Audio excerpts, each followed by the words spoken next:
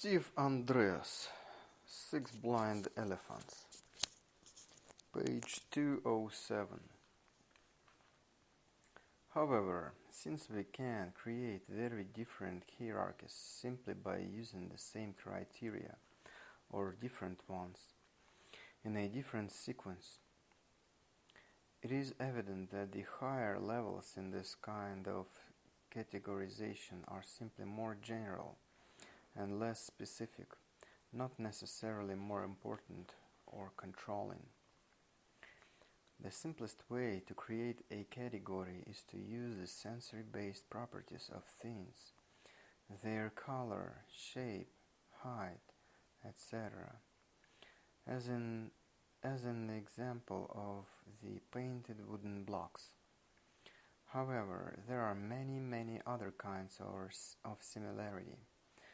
To name only a few, we can create a category of things that exist for a short time, events that occurred in a certain location or time of day, things whose names begin with the same letter, etc. These categories are not based on observable properties of the members of the category themselves. A descriptive criterion simply specifies what properties or qualities a member of a category must have, and by inheritability, what any subcategory of that category must also have. No matter what descriptive criteria we use, this does not create a hierarchy of control or importance. The common idea that higher levels are always more important or controlling, high-level abstractions control lower-level ideas, representations and understandings, is an inappropriate overgeneralization that is only sometimes true. Yet, some hierarchies do exhibit relative control or importance, so this must result from some additional factor. Relational criteria specify how the members of the category relate in some way to other things and events. For instance, the category woman or worker is descriptive, but wife or supervisor is relational because it specifies a relation with someone else. Relational criteria can be very explicit and overt, as in military organization or in the job descriptions and organizational chart in businesses. Even though a family seldom has an explicit organization chart, there may be a hierarchy of importance or control that is just as specific, but exposed non-verbally instead of being written down. This is often evident in non-verbal behaviors: who interrupts whom, who speaks last, who looks someone else in the eye and who looks down or away, or any number of other behavioral cues. The members of a family often behave very consistently in response to these nonverbal cues, without necessarily being consciously aware of the hierarchy of control or importance that they reveal.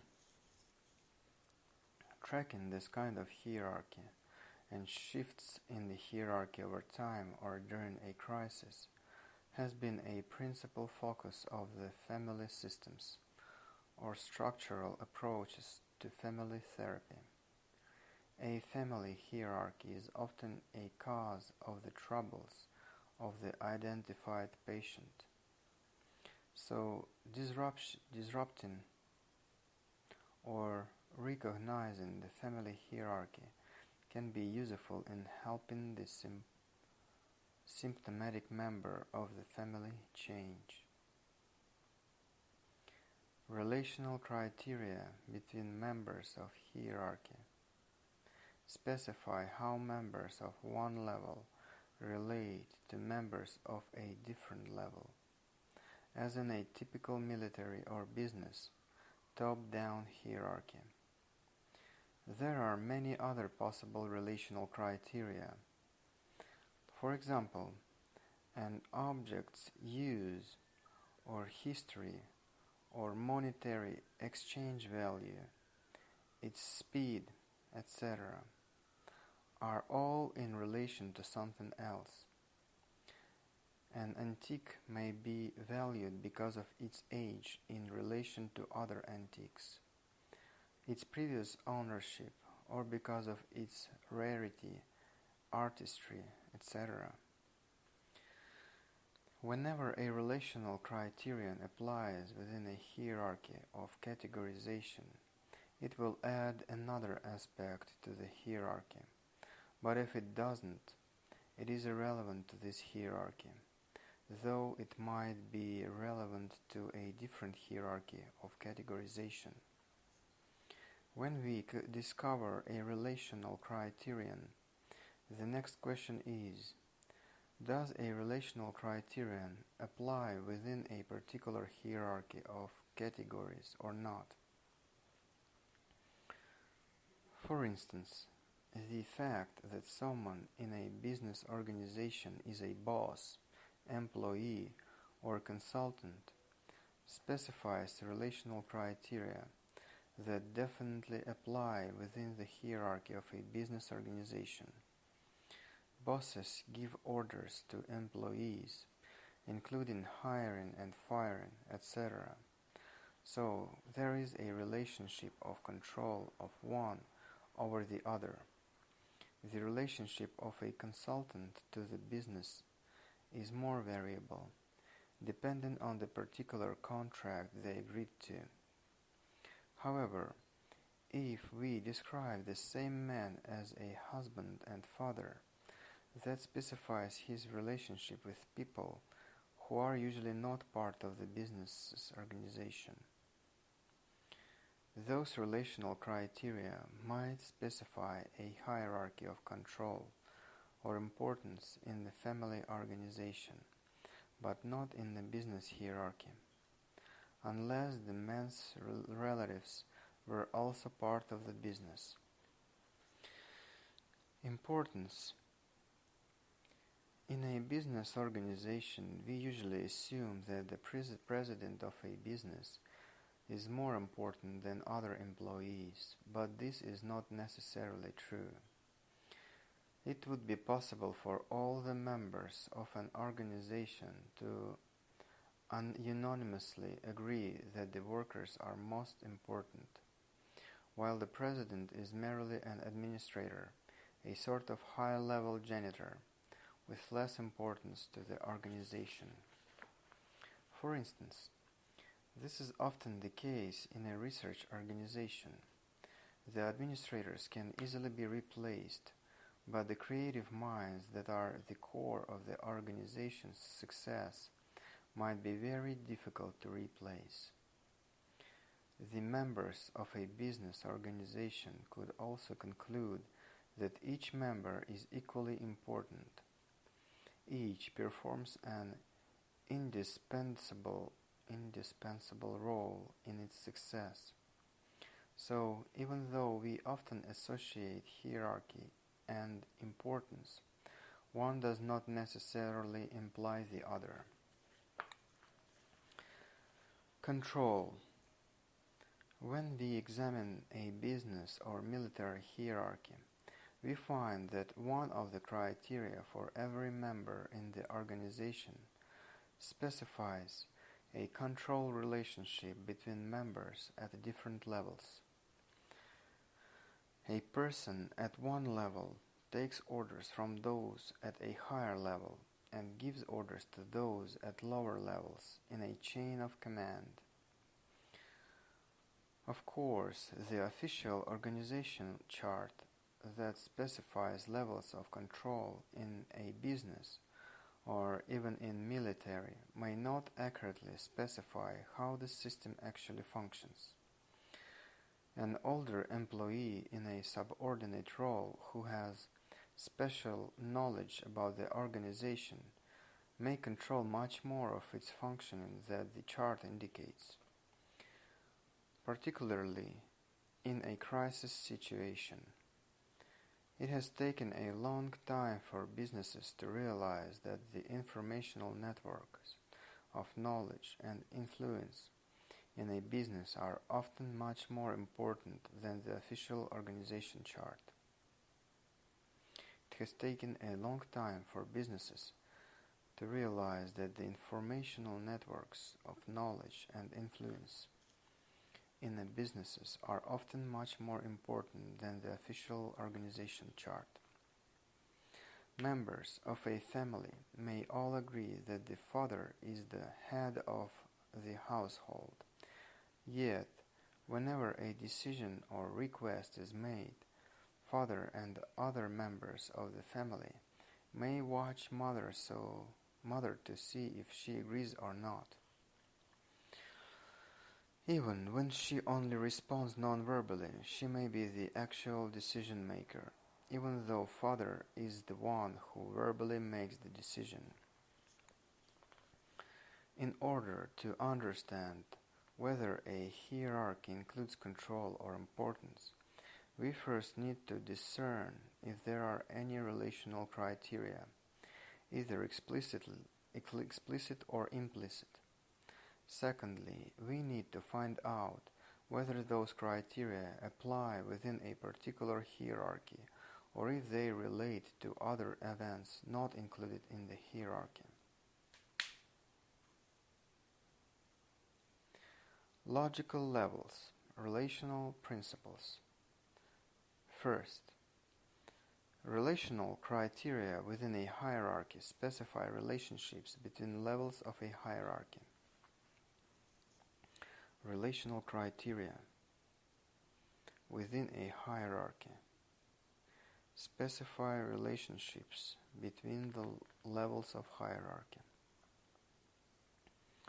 Relational criteria within a hierarchy specify how members of a category relate to members of another more specific or more general category in the hierarchy.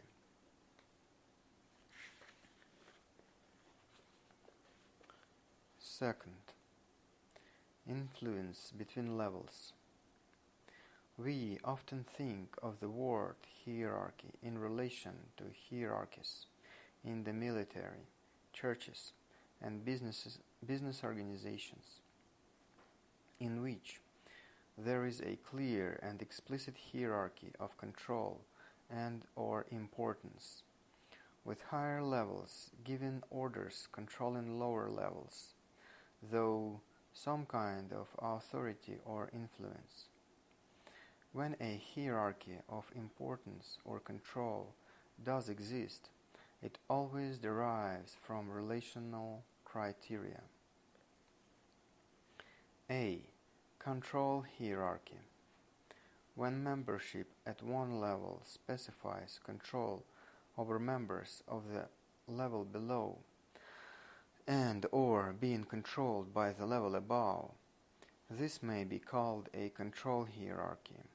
Rather than assume that all hierarchies have a relationship of control, we need to examine a hierarchy and determine, first, if there is a relationship of control between levels, and if so, second, how one or more relational criteria for this relationship establish this control.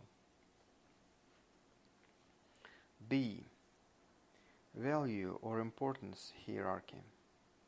Another common hierarchy is one in which there is a relationship of more or less value or importance between levels, with higher levels more important than lower levels.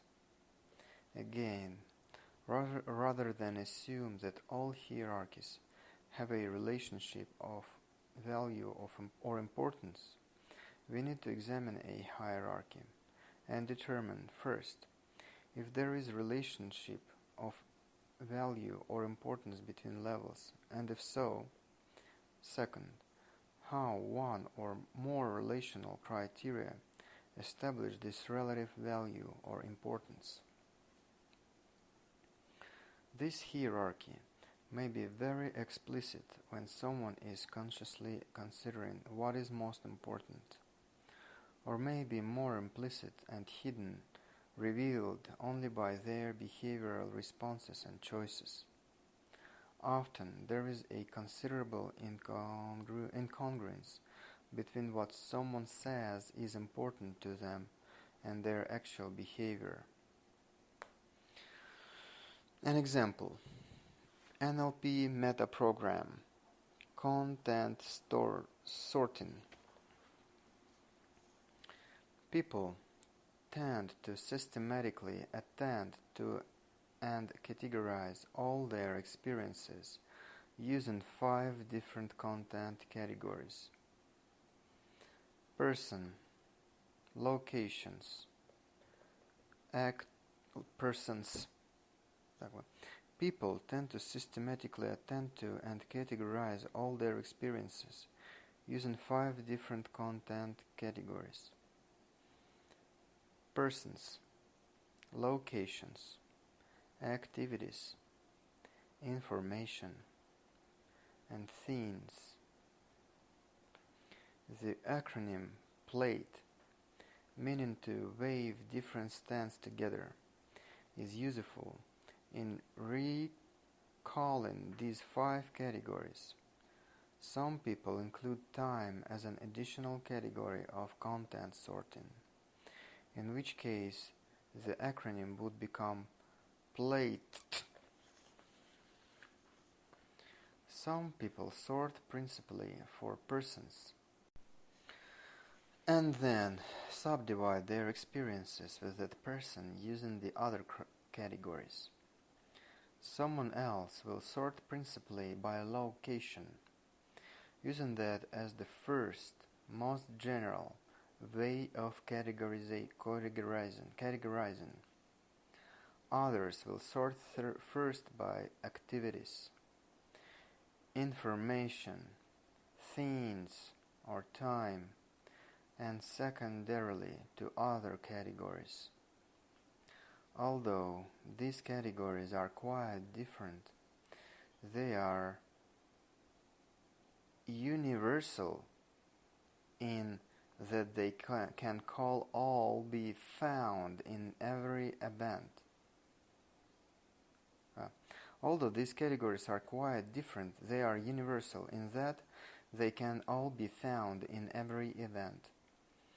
There will always be at least one person, the subject, in a certain location, in space and time, doing some kind of activity, at minimum sleeping and breathing.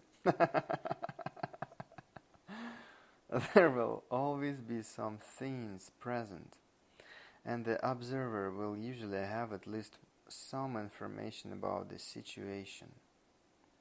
Some of this information will be simple and sensory-based, like the color of a shirt or what someone said, while other information will be more abstract and categorical.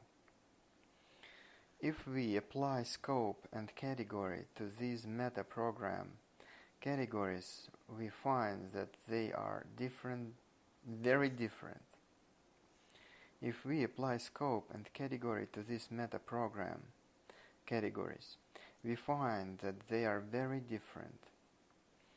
Persons and things are objects, scopes that endure through a scope of time, while activities, processes, are movements of persons or things in relation to space and time. If we apply scope and category to these meta-program categories, we find that they are very different. Persons and things are objects, scopes that endure through a scope of time, while activities, processes, are movements of persons or things in relation to space and time. Location in space and time is a scope that is independent of the content, and information is neither thing nor process, but more abstract. Information is about how different events relate to each other. At minimum, an observer relating to whatever is observed. The meta-program categories are associated with fundamental general categories of verb that we use frequently. Relating, persons, being, location in space and time, doing, activities, knowing, information, and having, things. The meta-program categories are associated with fundamental general categories of verb that we use frequently. Relating, persons, being, location in space and time, doing, activities, knowing, information, and having, things. The meta-program categories are a convenient division of experience into different scopes that can be found in any event, and there is a parallel between these categories and the 6 questions that we ask to get more information about what someone is talking about. Where in space, when in time, who, persons, how, activities, processes.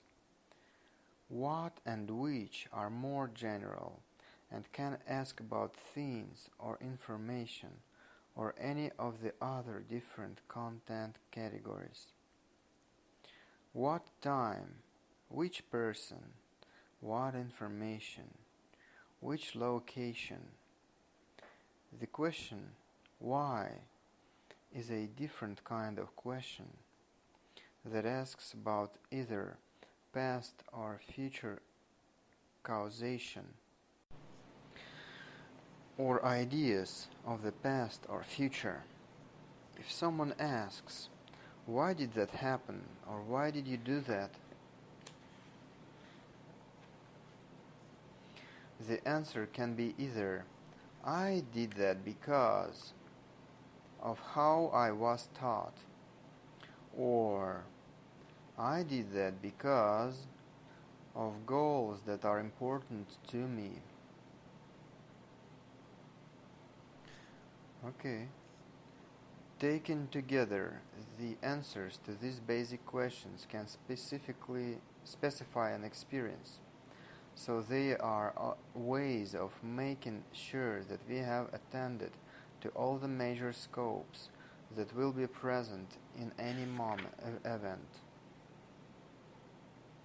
The question why is a different kind of question that asks about either past or future causation. Our ideas of the past or future. If someone asks our ideas about past or future. If someone asks why did that happen, or why did you do that?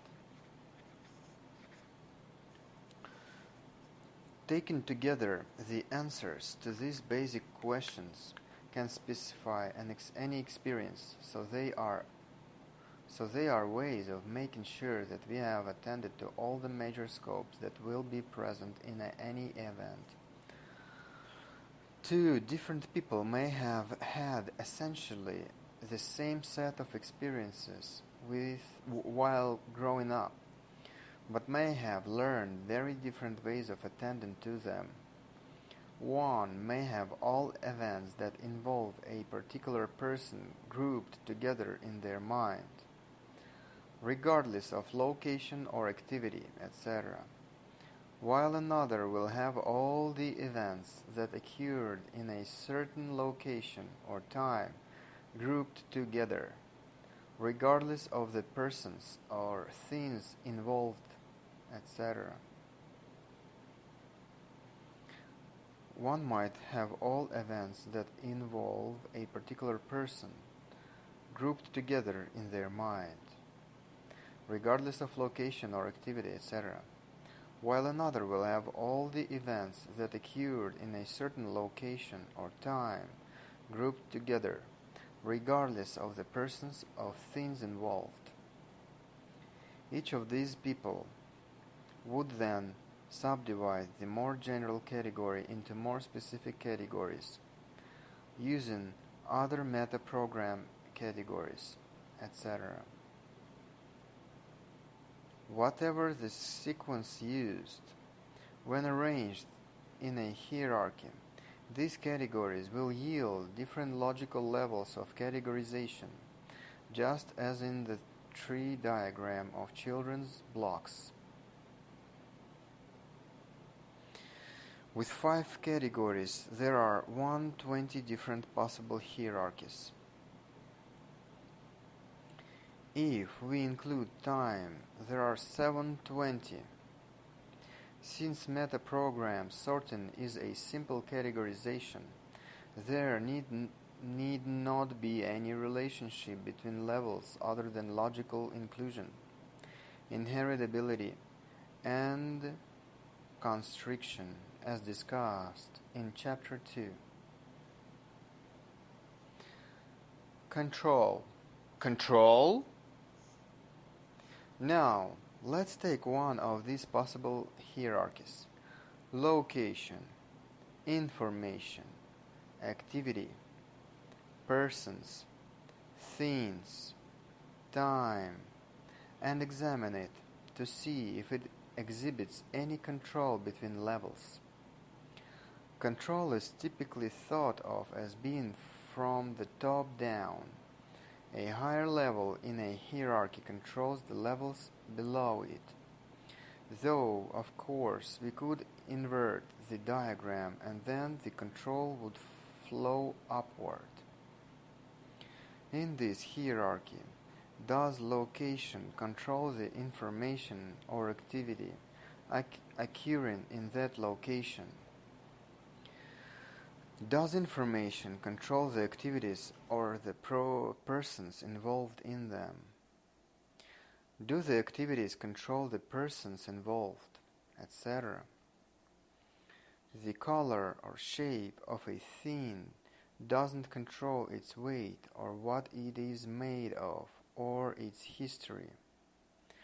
These are simply different aspects of it, which we can attend to and describe in any sequence. The location is simply where the information, persons, or activities in a particular experience can be found. The time is when they occurred. The information is a way of recalling the activities, people and things in an event, etc. The meta-program categories are a way to divide an event into different scopes and organize them, but there is no hierarchy of control. The meta-program categories are a way to divide an event into different scopes and organize them, but there is no hierarchy of control. Importance? Next, we can examine the same hierarchy for the presence of importance. The most general category indicates how some first attends to events, and attention is always directed by our interests, needs, and values. Most of the time, our attention shifts spontaneously, without our being fully aware of all the needs or desires involved. Yet, attention is always determined by our interests. Since attention is the very foundation of values, attention implicitly indicates what is subjectively more important to us. The relative importance of metaprogram certain is very evident in our internal images of past memories and future planning. The relative importance of metaprogram certain is very evident in our internal images of past memories and future planning. Someone who sorts first for persons will emphasize the people, seeing them in 3D, colorful, larger, closer, brighter, often creating some kind of figure ground effect, or emphasizing some other perceptual quality. Someone who sorts primarily for activities will see all the movements highlighted in color or brightness, etc., while other aspects will be de-emphasized. Someone who primarily sorts for themes will emphasize those in similar ways, and someone who sorts primarily by location or time will emphasize space and time relationships. Information can take many forms, often bright, thread-like lines, linking related themes and sub-processes. So, we find that there is a relative importance or value between the categories in any metaprogram hierarchy. The first and most general category is more important, demanding more attention than the other specific categories, and having greater influence over our responses. The metaprogram content sorting does not express a control hierarchy, but it does express a values hierarchy of importance. The next question is, does this values hierarchy result in a control hierarchy? The answer to that question hinges on the meaning of the word control, and particularly on the difference between external and internal control. The prototype that most of us use to understand the word control is a military hierarchy, a business hierarchy, or a religious hierarchy. These hierarchies are all based on external control, though, of course, they all do their best to instill this control in all members of the hierarchy. Even when they are successful in doing this, the relational criteria for the hierarchy originate externally from the members, and they are inflexible. A sergeant always gives orders to a private, not the other way around. In religious matters, an archbishop is always an authority over bishop. Archbishop is always an authority over a bishop. Archbishop, okay. The kind of control that results from following our interests, needs, and values it quite differently. The control originates inside the person, and it operates very flexibly to the extent that it is not influenced by any system of external control. The kind of control that results from following our interests, needs, and values is quite different. The control originates inside the person, and it operates very flexibly to the extent that it is not influenced by any system of external control. Back in the 1950s, Abraham Maslow made a list of the major categories of values that people have, and then tried to put them in a hierarchical order of importance, with survival needs at the bottom, and individual self-actualization being the highest, emerging only after survival and social needs have been satisfied. But then Maslow found so many exceptions that he had to give up his idea of hierarchy. People will often risk their lives in order to actualize themselves, and some will even give up their own lives so that someone else can satisfy their basic needs or actualize themselves. A values hierarchy is a useful way to simplify decisions, but it turns out to be a poor fit for how people actually function. Hierarchy